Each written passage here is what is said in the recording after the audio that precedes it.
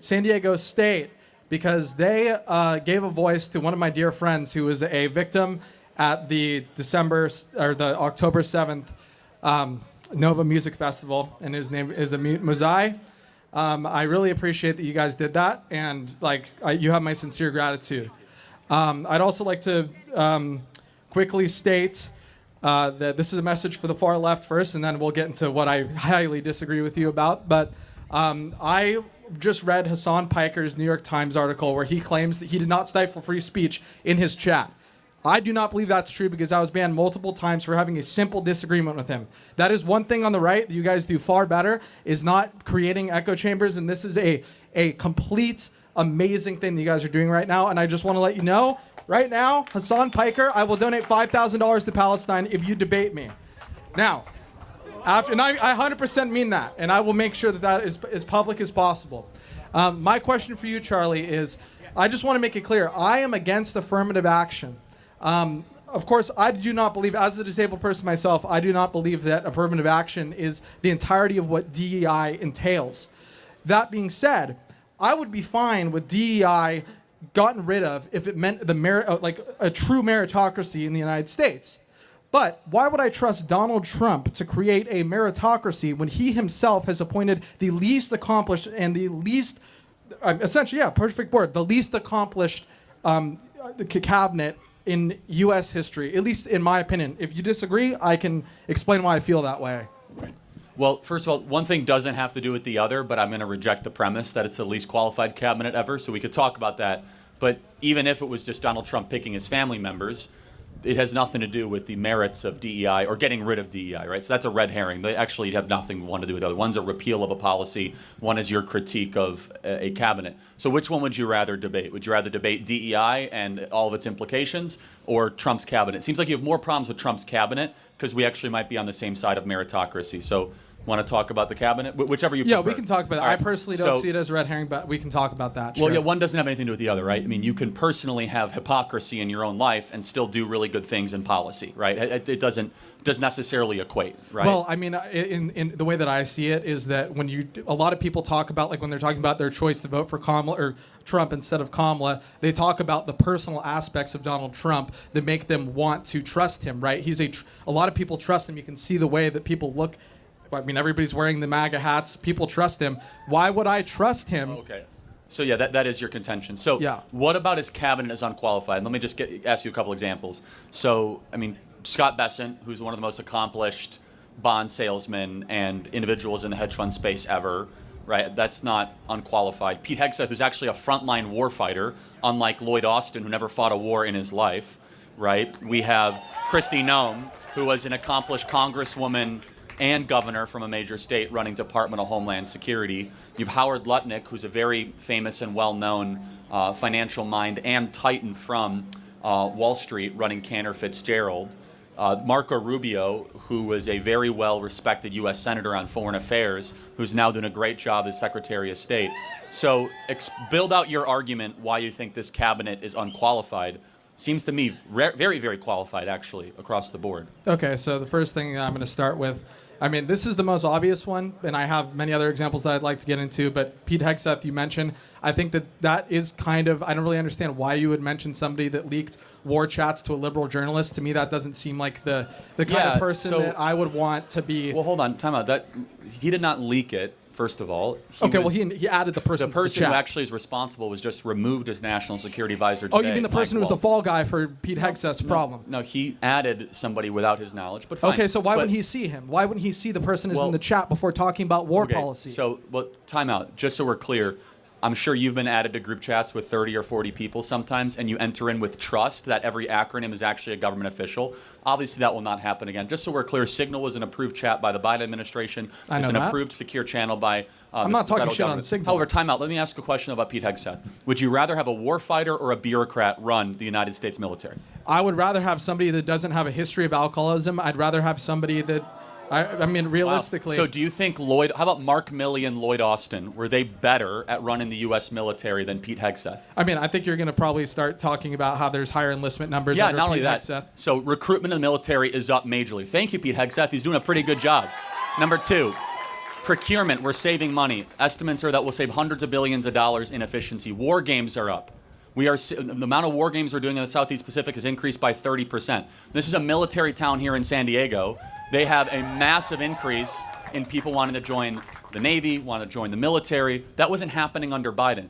Morale is actually 30 points higher now that Pete Hegseth, a warfighter's warfighter, is running the U.S. military. We have a complete difference. We'll never going to agree on this. No, but no, not agree, but show me, then prove the evidence. What is one number that is worse with the U.S. military now that Pete Hegseth's in control? The numbers that you're talking about are numbers that I actually actively do not care about, because I think that we have an overly powerful military, and I think too much of our money goes to the military. No, I know, but like, tell me one thing he's done, like numerically, like empirically, judge his performance, right? What is one thing that you could say, wow, the Pentagon is in a worst place because of Pete Hegseth? I would say his inconsistent foreign policy, where he backs on statements depending on whether or not Donald Trump has heard them or not. Like in the beginning, we were talking about what happened with Ukraine and Russia. Like they've had disagreements already within the first couple months of the administration. What? But first of all, the president is the commander-in-chief, so he executes the running of the military. I'm just saying that he's the operationals manager, right? I understand that. And so when you want a military, you have recruitment going up, you have war games going up, you have morale going up. You have, by the way, how about this? Do you agree that physical fitness standards for men and women should be the same in the U.S. military? Yes. Pete Hegseth is to thank for that. He has brought physical fitness standards to be the same for men and women. Lloyd Austin didn't do that. Mark Milley didn't do that. Do you also agree that we should not have transgender pronoun type policing of our military members on the front lines of combat? See, the thing is Pete that Hegseth has gotten rid of all that, but I'm saying you're trying to make a contention that he's not qualified. Okay. The military is in a much better place thanks to him only after 100 days, man. And that's that is the weakest example of all the ones that you have in the cabinet. You didn't address Rubio, you didn't address Noem, you didn't address Bessent, you didn't address Lutnick, you didn't address Bobby Kennedy, you didn't address all these people. So I have to ask you a question. I can continue addressing people. But every one of these departments is in a substantially and an empirically better place than it was. Okay, including the Department of Education that's been completely defunded, and somebody who literally I'm so glad it's being defunded. Okay, I bet you are, but guess what? Most Americans aren't, and that's the reality. Wrong. Donald Trump. Okay, yeah, just because you have a bunch of people here saying that doesn't mean that's the reality. Let me prove it to you. Donald Trump ran on a pledge to get rid of the Department of Education. We can agree with that? No, yes or no? Yes. Yes. He won a popular vote. The vast majority of people voted knowing that the Department of Education was going to get eliminated. If you truly believe that the vast majority of people were educated enough about the fact of Donald Trump's opinion voters aren't very smart. Now that's what we're going after. No, I'm simply just responding to what you said. What you said insult is the voters. They don't know. No, I know a lot of people that voted for Trump who had absolutely no idea that he was going to defund the. And of course, this is just an anecdote, but I know that this is the truth. Not everybody, when they vote, looks at every single little thing and every little aspect, like you and I might, of why we would vote for somebody. We're both political commentators. Right.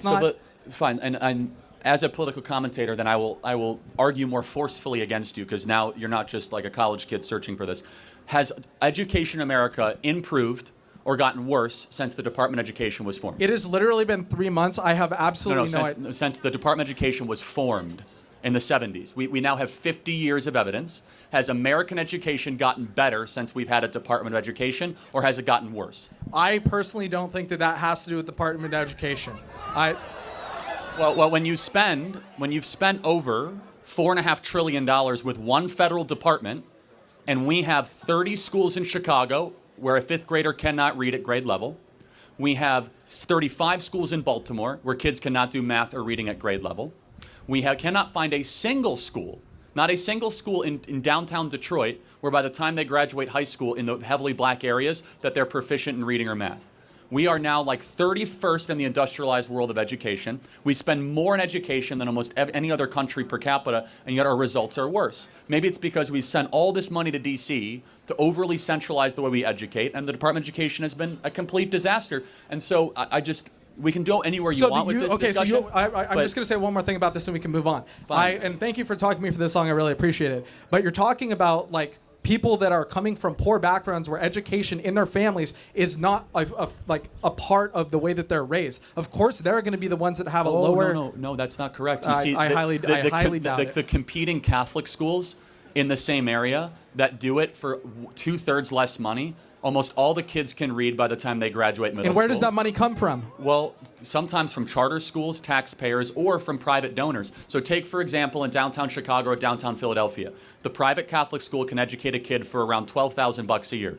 Philadelphia, it's about $30,000 a year, and none of the kids can read. So the local religious schools, they have kids that are less likely to be unruly, less likely to commit crimes. They're more likely to graduate high school and college. They can read and they could do math. And yet the local public school spends triple what the local Catholic school does, and they can't do any of that stuff. Why? Because a government-run program of education has been a failure in this country, and that's what President Trump is doing by abolishing the Department of Education. Okay, so how, if there's no public, I'm not saying that the public education system is perfect. I'm saying that having I think the privatization of public things in general is bad, and obviously that's a very... Why would you say that? So, I mean that's just...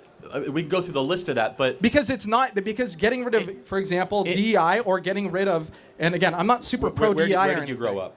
I grew up in California. I'll put it that way. I'll try to apply it to yours. Okay, I grew up in one of the most expensive towns in California.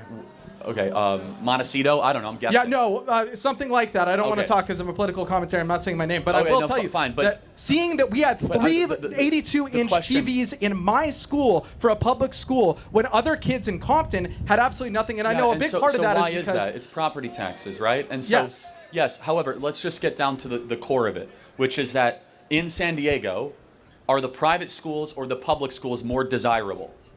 It's kind of complicated because we have charter schools that are public, we have like High Tech High. We have people pay money to go to private school, right, for a reason. So what is our perspective? The money should follow the child. You should have school choice. You should be able to go to whatever the school of your choosing, and it works super well. But the good private schools that you're talking, you talk about these ones in Chicago with cherry-picked data. When we're talking about San Diego, they cost about $40,000 a year. It's not cherry-picked data. It is cherry-picked data. Talking about a single example of a Catholic school that's publicly funded or funded by donors. There's hundreds of these exsemples. Okay, right? hundreds of these examples, but the reality is that the majority of them, you have to pay an exorbitant amount of money in order to get into them. Right. So then what per pupil in San Diego, what do you think they charge per student in the public school?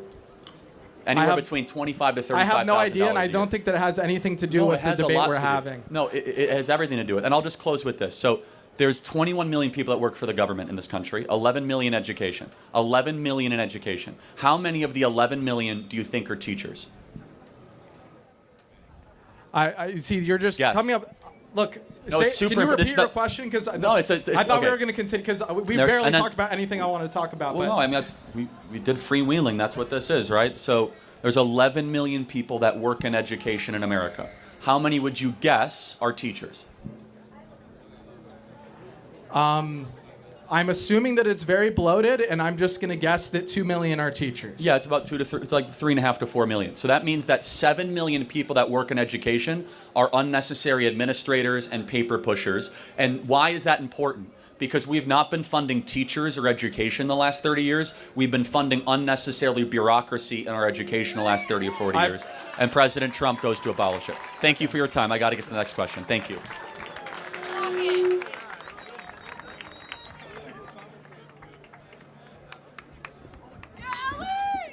Hello. Hi. My name's Ellie. Overall, just to go into my question, I am conservative. So going into this, I was like, what should I ask you about? I think overall, I was going through different policies, and in general, I agree.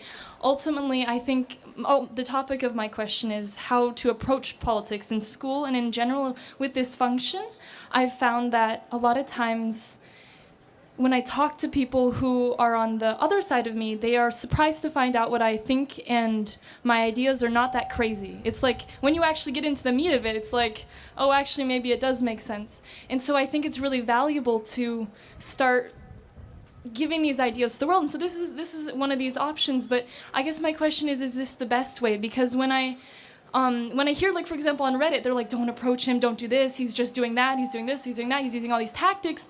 And so I wonder if you've considered, not to say that this is a bad way to go about it, but if there's maybe a slightly better way, because I think what you're saying has a lot of value in this world, but it's in this school specifically, it is thought of as evil and as, like, not like a a valid way to think. That's a UC San Diego problem, not a Charlie Kirk problem, right? No, and it's not, and it's not to say it's a problem of you. No. And I meaning like and I read there was some op-ed journalist where they said ignore Charlie, ignore Yeah. him. Well, what they're saying is that they are not either smart enough or they're not intellectually mature enough to have a discussion with a conservative on any issue. I have literally almost no notes. I have like a couple charts to show you if the topics come up. You guys can use AI, you guys can use Grok, you could do whatever you want. You could Yeah. bring a professor, you could bring 5 of your top libs together, debate me, right? Yeah. Do I, other side? Okay, Yeah. thank you.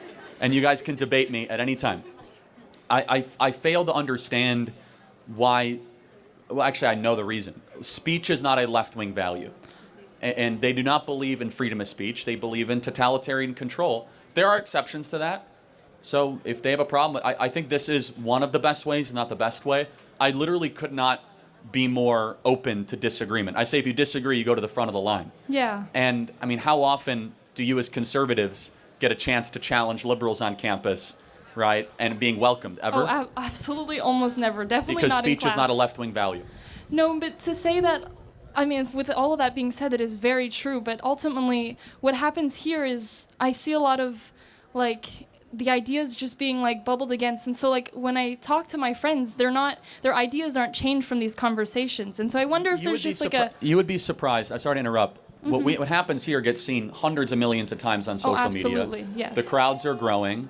And so, look, some people are going to remain closed-minded. They're not going to, have their horizons open. But that's on them, right? They have to actually want to pursue the truth and not just have their own worldview confirmed. And then I guess that's where I disagree, because I think fundamentally there is truth within anything, and I believe that maybe I would ask you, like, to see that, like, you have a big role in this. You have a big fan base and a big media base that you are making incredible change, and to take it just one step further would be really trying to push the narrative against this being like a place where people are just like debating. It's more than that. What would you like to see? I guess maybe it's more of a question. I guess, I don't know, moving forward, like trying to maybe to see that, like, instead of using these really fast tactics and to really like try to bring it down, not to say someone is, not to say that they're, no. I disagree with all that. That's fine. Yeah. I mean, you're thinking way too much about libs on Reddit. I care about normal people, so. No, yeah. But I mean, you did bring up Reddit. I'm sorry. You're like. No, I guess that's true. No, and I guess so maybe these people are not well socially adjusted, right? I talk to the 90% of the American people that actually want to make something of their life and have kids and. No, and I couldn't agree more with that stance.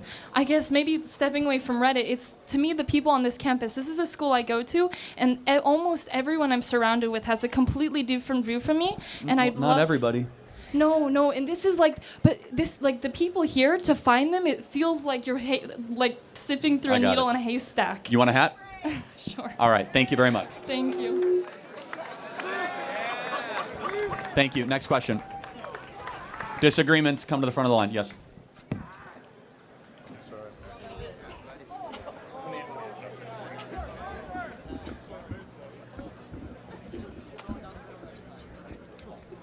So I have a couple points that I want to talk about in illegal immigration. Is it okay if I say all of them with no interruptions? Okay, cool. So first, illegal immigrants power our economy. They're 50% of U.S. farm workers, harvesting the food on our tables, and fill 70% of construction jobs in states like Texas. They pay $13 billion annually in taxes, including $2 billion to Social Security that they can't claim. Deporting them would slash agricultural output by $60 billion and raise food prices by 6%. Why gut our farms and wallets when these workers fuel our prosperity? That's my first point. Second point, they strengthen our communities with lower crime rates. So in Texas, undocumented immigrants have a 26% lower homicide conviction rates. Which is 2.2 per 100,000 versus 3 for native-born citizens. Nationally, immigrants are incarcerated at half the rate of native-born, where it's 0.85% versus 1.71%. That's according to Bureau of Justice Statistics from 2019. So if safety is your goal, why deport people who make our streets safer? This is my third point. Mass deportation tears apart American families. Over 4.4 million U.S. citizens children have an undocumented parent, and in Texas, 1 in 7 kids lives in a mixed status household. Okay, this is my 4th point. Deportation is a fiscal nightmare. Removing 11 million people would cost 315 to 400 billion, more than the entire Homeland Security budget, and shrink our GDP by 1.7 trillion over 10 years. And this is my last point. Our immigration system is broken, pushing people to cross illegally. Visa waits Mexicans can exceed 20 years, and the asylum blockage is 1.3 million cases, with hearings 4 to 6 years out. Okay. You done? That's pretty much it. Yeah. All right, so without looking at the phone, look at me. What Sure. should the penalty be for breaking into America? I think there should be a system where it's more merit-based. So if this person... No, penalty. So what is the penalty? So what should happen to you? Felony. It's not a felony, it's a misdemeanor. No, it is. That's not true. It's 8 U.S.C. It's a 1312. You can look it up right now. It's a felony if it's done twice. If No, you try to it's cross not the border, correct. that is correct. That is not correct. I Googled it, dude. To illegally go across the southern border with the well intent to come into harbor yourself into the interior of the United States, the violation of 8 U.S.C. 1312, Okay. which is a felony in the federal criminal code. Now, it can be enforced as a misdemeanor, or it can be upwards to 5 years in prison. Okay. Now, I want to know, since it's a felony, law in the Sure. books, 8 U.S.C. 1312, Yeah. what should the penalty be? Well, in my opinion, these kinds of laws are usually they're what do you call it? They're sorry. Usually the sorry. Wait, sorry. Can I check my phone real quick? I apologize. Can you repeat the question? Sorry. What should the penalty be Okay. for someone that breaks or comes into America illegally? What should the penalty be? I think there should be a merit system where the people. Okay, the Not penalty. answer. All right, let's. That's the penalty. not the answer. It's a very simple moral and Okay. legal question. Okay, What sure. should the penalty be if you come into America illegally? Okay, so since it's a misdemeanor, not a felony, misdemeanors I are. just that's told you it's true, not 8. dude. You can look up on That's your not chat true. GPT what is Yeah, 8 yeah. USC. Look up what is 8 USC 1312. No, I know. I've already looked it up. Yes, When it's your second time crossing the border illegally, then it becomes a felony. it can be, and it is enforced as a felony, and it usually is done as a misdemeanor citation because no one has the stones to do 20 million felony applications. Okay. So I just want to ask, Yeah. what should the penalty be then for someone that comes into this country illegally? Usually there's 3 ways that go about this when there's a penalty. There's either like a fine, or there's some kind of public service that this person does, or you send them back. But Send them back. I agree. That's what we should do. Okay. So this is interesting. So one of the statistics that I read said that illegal immigrants don't cause as much they don't break the law as often as people who are native born. Well, hold on. Time out. That is statistic. But time out. But dude. every single one of them are criminals. They're all criminals. Okay, sure. By law. Well, hold by on. law. No, okay, no, no. by law, of course. But Of course they are. wait, so I if agree that they commit less crime and they're all criminals, wait a Okay, second. so By you're basing definition, it- yeah. they all have broken the law by being here, and they break Okay. the law every day by staying here because you're Okay. actually not allowed to stay here either. Do you know that? Yeah, so yeah, every yeah. day you're here, you're actually continually breaking the law. Mm-hmm. You can't break in or harbor. That's what the federal law says. Okay. So by breaking in, it's not just the only law they broke. Every second you remain here, you're also Yeah. breaking the law. So that statistic is invalidated by just them breathing here. They're breaking the law. No, of course not. Of course not. So, of course, it makes sense for them when they're here. They're breaking the law because they're illegal immigrants, obviously. But once they're of course. So once they are here, what kind of harm are they actually doing? When you look at the numbers statistically, lot. No, that's not true. Okay, Black so look, wages have in gone Texas, down. Okay, in Texas, DUIs have gone up dramatically. Try not to interrupt, bro. Well, okay, hold so on. I'm interjecting, and I let you go uninterrupted with your whole soliloquy, true, yeah, right? yeah, thank you. So let me ask you a question, though. Okay. So, if it is correct yeah, that illegal aliens commit less crimes, which of course it's not correct. that is correct. Look it up. In but Texas, they made a study in 2019. 26% are is lower. any crime? It's just not correct. But I'm not That going to is debate that. correct, It's I just proved it at its face because they commit a crime by being here every day. That is a crime. Okay, once they are here, what kind of crimes are they committing? Which is Okay. Well, they're 26%. Okay. Do you know the name less. Laken Riley? No, educate me. Oh, you don't. No. Do you know? Wow. Do you know the name Rachel Morin? No, I don't. Wow.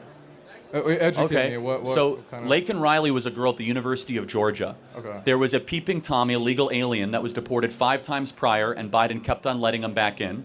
He hunted her down, raped her, sodomized her, and murdered her on a hiking trail, University of Georgia. Okay, so Rachel, one person doesn't represent hold all on a illegal second. immigrants. Every person who is killed by an illegal alien is one that should not happen. Every single one. Of course, and also the ones that are and native born. Everyone. As And well so as that's the the ones who are point. native born. Is that it's not a matter As well of as the the people who are rate. native born. The rate, even if I accept your premise, which is incorrect, the rate is irrelevant. The number is what's relevant. There should be 0 illegal aliens. There should be 0 Americans being killed by illegals. So, okay. Not to mention there's 6 other problems with illegal aliens. They steal Social Security numbers. They depress wages. They are heavily involved. true. By the way, not to mention, a lot of people that cross on the southern border are also smuggling girls, weapons, and drugs alongside the southern border when they come. It's the largest slavery operation in American history that many illegal aliens help make possible on the southern border. And I guess the final question I'll have is, should a government serve its citizens first and foremost? Yeah, of course. Well, okay, there's been many people who are like very political leaders who have said that this place is built off of immigrants. Oh, is it? Wait, hold on. Let's think about that. Sure. First of all, it's legal, not illegal. But was America founded by immigrants or settlers? Settlers. That's not an immigrant. Yeah. Okay. An Well, that's not immigrant my is- point. My point is that Just people brought who- up the nation built by immigrants. Yeah, We're actually not. because the political leaders have said that this place is built. Yeah, and they're from wrong. They're wrong. Political yes. leaders are wrong. George Yes. W. Bush is wrong. All these political leaders who have built yes. America. By the way, the wrong. first person to say that was How is that wrong? When illegal 'cause immigrants they grow the economy. Okay, Statistically, allow me studies. allow me to build it out for you. Sure. Immigrants have helped at times in American history, but we are first and foremost a nation founded by settlers. Immigrants come to a country already built. Settlers come to a barren place and build something new. Right. This land was barren when people came. In the 1840s gold rush, this was not an easy place to live. Yeah. California was not exactly industrialized. There was not immigrants coming west to California. Those were settlers building a new place around, Western values. Finally, I would just ask the question, do you see a moral distinction between a legal immigrant and an illegal immigrant?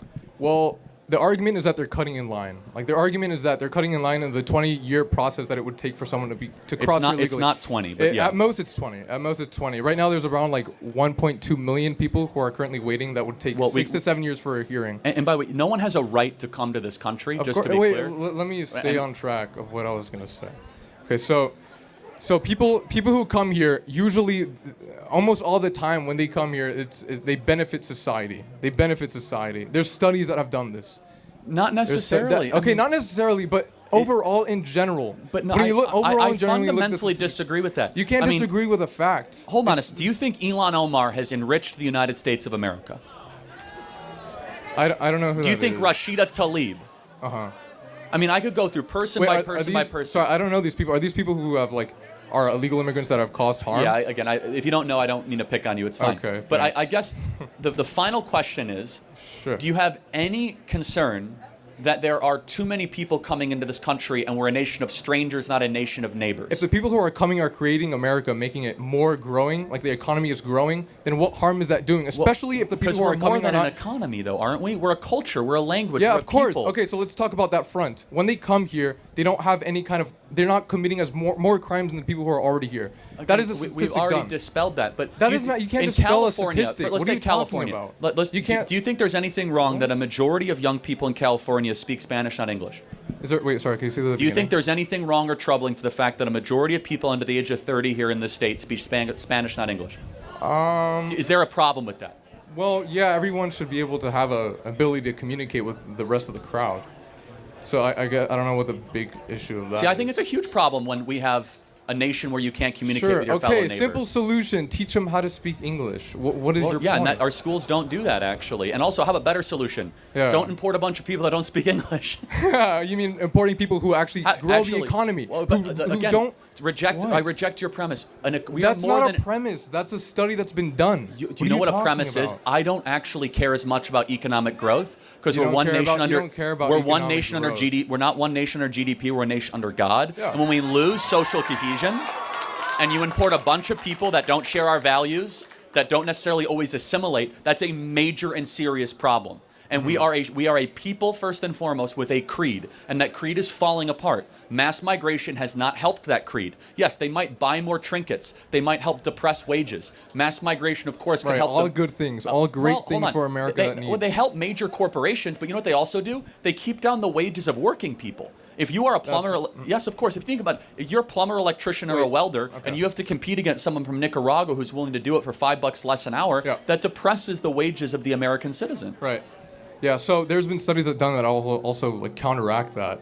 Illegal immigrants. Well, let's use our reason. Let's use our reason. Our studies. Let's use our reason. How about statistics? How about our reason? So we've had mass migration for 20 years. Have wages gone up? I don't know. No, they haven't actually. Yeah, okay. So forget your studies. For 10 years we've had 30 million people come into America. Wages have gone down dramatically. Yeah. Maybe there's a reason why. Okay. So what I encourage you to do, just because there's a study that confirms, you should use your reason and look actually at self-evident truths. Be like, does that make sense? Can you name statistics are self-evident? Well, truths. not always. Statistics are very misleading. Yes. Like, for example, I could say, did you know that 600 people a year die because of seatbelts? Well, that's a misleading statistic because over 100,000 lives are saved by seatbelts. That's an incomplete statistic. Wait, okay, so so that's a gray area. So where's the gray area where people are talking about where 26% of illegal immigrants who come here commit less crimes than native born? Okay, how many times have you been over this? That's just not correct. Well, it's that not is true. correct. That is correct. Every single crime. It doesn't matter about the rate. This is a study that was done in Texas, the most diverse, second most diverse state. Every crime an illegal commits is one that should never have happened. Okay. It is a period. Yeah, of course, they should not be here. So I don't care about the rate. The rate is irrelevant. So let me just ask one final question. The rate is relevant. Someone broke into the country and cut in line. What should happen to them? Well, they're given. Ideally, there's a system. Ideally, there's a system that's merit-based, where these people then become part of the citizen. Like they become a legal citizen. Yeah, I mean, we have clarity but not agreement. I say deport them all back to their country of origin and put Americans first. That's not an appropriate solution. The American people voted for it, and it is appropriate. It isn't appropriate because most of the people that do come here illegally contribute positively to society. Dude. Statistically. Everything backs this. You're not listening to anything I'm saying, and that's fine. They take jobs from Americans. They depress wages. They steal Social Security numbers. They commit a crime every single day that they're here. They flood our public schools. They flood our social services. They flood our hospitals. They are a burden on the taxpayer. They should go back and make their own country great again and apply and become a legal immigrant if they want to live here. Thank you very much. Thank you. Next question, yeah. Hi. Wow, that's aggressive. All right. Okay, jeez. Perfect. Get that guy a Valium or something, Xanax. Jeez. We're good. All right. Good morning. So I am conservative, but there is one thing that I did want to debate you on. So you say that college is a scam and that so many students go hundreds of thousands in debt and useless degrees. I completely agree with that. My question is, why is it on the institutions and colleges and not on the students, since we as conservatives always focus on personal responsibility? When a quick That's a great question. Yeah, it should also be on the students as well. All right. Is there any thing about the universities and the universities should be doing then, since it is a capitalist society and they are trying to get profits? Yeah, I think that, I don't know what the endowment is here, but I think that the endowment should be used to help repay kids' student loans that they scammed. I think the fact that Harvard is sitting on $55 billion, I think that we should take the endowment money from places like Harvard, Princeton, and Yale and help kids pay off their student loans because they've been so severely scammed by the system. And what can students do? There's Google, there's tons of things that I think personal responsibility is a huge issue that a lot of students that I know are blaming it on the universities when they pick degrees that don't have much money or job opportunity or things like that. What should students be doing? Say that again, sorry. What should students be doing since it is a personal responsibility? And a lot of students are blaming the universities and colleges for tricking them when a quick Google search would suffice. Yeah, it's hard to say. Again, that's why I don't think as many people should be going to college. Yeah, and so, yeah. All right, thank you. I'll sign your hat. Thank you. Yep. All right, disagreements, you guys can come up. Yep.